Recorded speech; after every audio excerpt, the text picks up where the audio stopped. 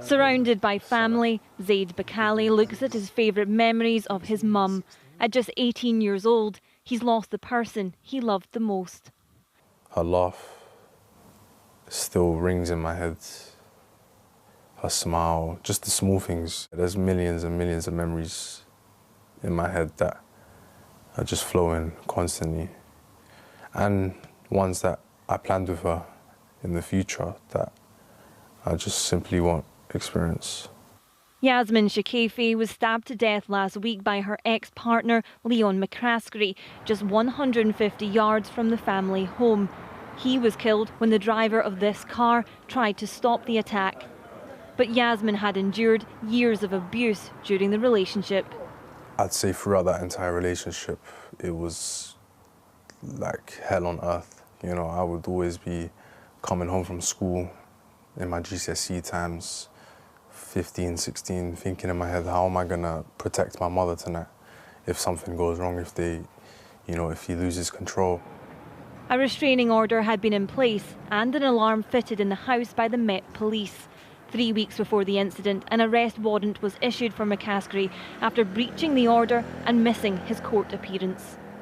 The Metropolitan Police have ignored, and I will never trust them fully again, because what they've done is they've taken my mother, they've taken it to a degree where this could have been avoided. He lived so near, like I would literally see him on a monthly basis, and the police did nothing.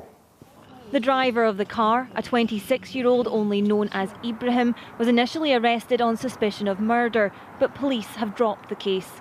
Zaid says he's eternally thankful to Ibrahim.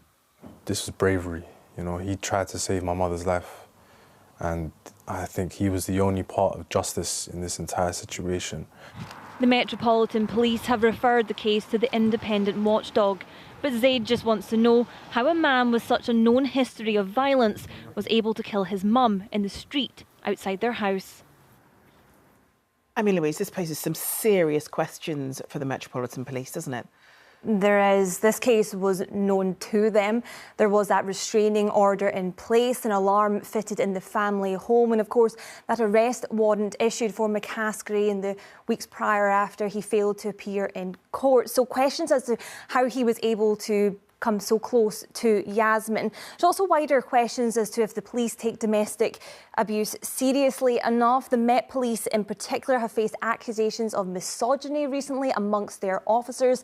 Tonight we put what Zaid told us to the police. They say they're not commenting, as been referred to the watchdog, that the IOPC say they're investigating the contact between Yasmin and the police prior, as well as a response following the arrest warrant.